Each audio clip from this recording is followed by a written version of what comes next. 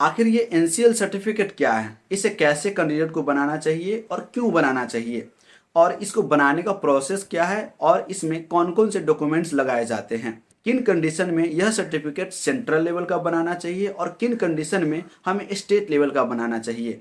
इन सबको समझने के लिए हमें सबसे पहले इंडिया के कास्ट कैटेगरी को समझना पड़ेगा। अगर आप इस वीडियो को अंत तक देखते हैं तो मेक श्योर एनसीएल से रिलेटेड आपके सारे के सारे डाउट्स क्लियर हो जाएंगे। अगर हम बात करें कि इंडिया में मुख्य रूप से कास्ट को जो है 4 कैटेगरीज में डिवाइड किया गया है, जिसमें जनरल, ओबीसी, एससी और एसटी आता है। अगर हम किसी सरकारी नौकरी में आरक्षण की बात करते हैं तो जनरल को किसी भी प्रकार का आरक्षण प्राप्त नहीं है। हालांकि अगर जनरल कैंडिडेट्स अगर कुछ शर्तों को पूरा करता है तो वो अपना ईडब्ल्यूएस सर्टिफिकेट बनवा करके ईडब्ल्यूएस के आधार पर वो आरक्षण का लाभ ले सकता है। अगर वही बात करें हम एससी एसटी कैटेगरी की, तो वो सिर्फ अपने जाति प्रमाण पत्र के आधार पर किसी सरकारी नौकरी में वह आरक्षण का लाभ सीधे ले सकता है। परंतु वही ओबीसी की बात करें तो ओबीसी कैटेगरी को सीधे जाति प्रमाण पत्र के आधार पर उनको जो है आरक्षण का लाभ नहीं दिया जाता है। इंडिया के हर स्टेट में लगभग ओबीसी कैटेगरी को जो है 2 कैटेगरी में बांटा गया है, जिसमें ईबीसी और बीसी आता है। ईबीसी कैटेगरी को बीसी 1 और बीसी कैटेगरी को बीसी 2 से भी जानते हैं, और साथ ही ईबीसी को अति पिछड़ा जाति एवं बीसी को पिछड़ा जाति कहा जाता है। और इन दोनों कास्ट कैटेगरी को सेंट्रल लेवल पर एक ही कैटेगरी जो कि ओबीसी कैटेगरी में रखा जाता है। तो इन ओबीसी कैटेगरी को किसी नौकरी में आरक्षण लेने के लिए इनको एनसीएल सर्टिफिकेट की जरूरत पड़ता है। अगर हम बात कर लेते हैं इसके एलिजिबिलिटी की, तो एनसीएल सर्टिफिकेट बनाने के लिए जो है कुछ शर्तों को रखा गया है, जिसमें वैसे ओबीसी कैंडिडेट जिसके पारिवारिक सालाना इनकम अगर 8 लाख से कम है तो वह एनसीएल सर्टिफिकेट बनाने के लिए एलिजिबल है। अगर इसे बनाने की बात करें कि इसे हम कहां से प्राप्त कर सकते हैं, खासकर मैं बिहार के लिए बता रहा हूं कि आप जहां से जाति, आवासीय और आय बनाते हैं, अर्थात बिहार सरकार के आरटीपीएस के सर्विस प्लस पोर्टल से इसे आप आवेदन कर सकते हैं। और इसका सेवा प्रदान का जो तिथि होता है 21 कार्य दिवस होता है, यानी कि इसको बनाने में आपको 1 महीना का करीबन समय लग सकता है। अगर आप चाहते हैं कि आपका सर्टिफिकेट अगर कम समय में चाहिए तो आपको इसका आवेदन करके अपने ब्लॉक में जाकर के संबंधित अधिकारी से आपको रिक्वेस्ट करना पड़ेगा। अप्लाई करने से पहले आपको यह मालूम होना चाहिए कि एनसीएल सर्टिफिकेट 2 लेवल का होता है, एक होता है सेंट्रल लेवल का और दूसरा होता है स्टेट लेवल का। जब सेंट्रल लेवल पर कोई वैकेंसी आता है और उसमें आरक्षण की बात किया गया हो ओबीसी के संबंध में, तो वहां पर आपसे एनसीएल सर्टिफिकेट सेंट्रल लेवल वाला मांगा जाएगा। और वही जहां की बात करें, अगर स्टेट लेवल का कोई सरकारी नौकरी आती है और वहां पर आरक्षण की बात कही गई हो तो ओबीसी कैटेगरी के लिए स्टेट लेवल का जो है एनसीएल सर्टिफिकेट का मांग किया जाता है। इसको मैं अपने कंप्यूटर स्क्रीन पर आपको दिखाता हूं कि दोनों का फॉर्मेट कैसा होता है। सेंट्रल लेवल का एनसीएल सर्टिफिकेट बनाने के लिए उसमें आपका जातीय, आवासीय और आय और एक एनेक्सर 8 आपका आधार कार्ड और आपका फोटो लगेगा। एनेक्सर 8 का मतलब एक शपथ पत्र होता है, जिसका लिंक इस वीडियो के डिस्क्रिप्शन बॉक्स में दिया है।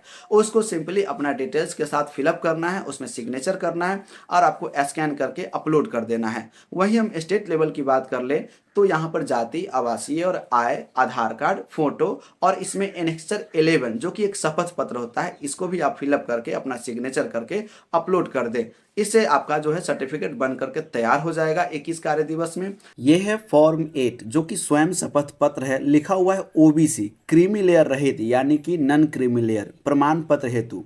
और यहाँ पर देख सकते हैं कि भारत सरकार के प्रयोजनार्थ यह जो है सेंट्रल लेवल के लिए स्वयं शपथ पत्र है। इसी को आपको फिल करके उसमें अपलोड करना है। यहाँ पर आपको अपना नाम फिलअप करना होगा, यहाँ पर अपना गार्जियन का नाम फिलअप करना होगा।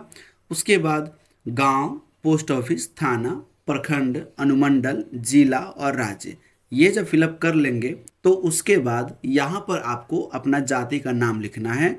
और उसके बाद नीचे आएंगे तो यहाँ पर 4 नंबर में लिखा हुआ है कि मेरे माता या पिता का वेतन से वार्षिक आय। अगर आपके माता या पिता वेतनधारी है, वेतन कहीं से आता है, तो आपको यहाँ पर वार्षिक आय के रूप में वह वेतन लिखना होगा, शब्दों में लिखना होगा। अगर वेतन नहीं मिलता है तो यहाँ पर आप शून्य लिख करके आगे बढ़ेंगे। 5 नंबर में बिजनेस, प्रोफेशन या अन्य स्रोत से जो आय होगा, वार्षिक आय, उसको यहाँ पर लिखना होगा, शब्दों में लिखना होगा।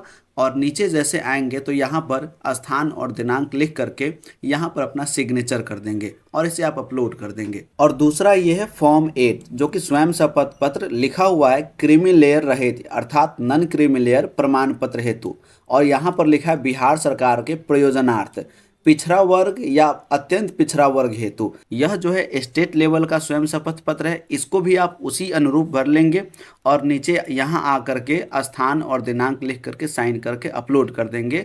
ये स्टेट लेवल के लिए हो गया। और ये है non creamy layer certificate central level का। यहाँ पर आप देखेंगे तो लिखा हुआ है भारत सरकार की सेवाओं में नियुक्ति हेतु अन्य पिछड़े वर्गों के उम्मीदवारों द्वारा प्रस्तुत किया जाने वाला प्रमाण पत्र प्रारूप। और यहाँ पर यह प्रमाण पत्र जो संख्या है BOB करके शुरू होता है और यहाँ पर आपका डिटेल्स लिखा रहेगा और यहाँ पर आपका एड्रेस लिखा रहेगा और नीचे यह प्रमाण किया गया हुआ है कि कैंडिडेट नॉन क्रीमी लेयर के अंतर्गत आता है। और ये रहा क्रीमी लेयर रहित प्रमाण पत्र पिछड़े वर्ग या अत्यंत पिछड़ा वर्ग हेतु, और यहाँ पर लिखा है बिहार सरकार के प्रयोजनार्थ हेतु अर्थात ये स्टेट लेवल का है और इसका प्रमाण पत्र संख्या जो है NCL करके शुरू होता है। यहाँ पर कैंडिडेट्स का डिटेल दिया हुआ होता है, एड्रेस दिया हुआ होता है और नीचे यह प्रमाणित किया गया हुआ होता है कि कैंडिडेट जो है NCL के अंतर्गत आता है। यहाँ पर इस आवेदन को अप्लाई करते वक्त ध्यान देना है कि जो आप जाति आवासीय आय अपलोड करेंगे उसमें अगर आपका जाति प्रमाण पत्र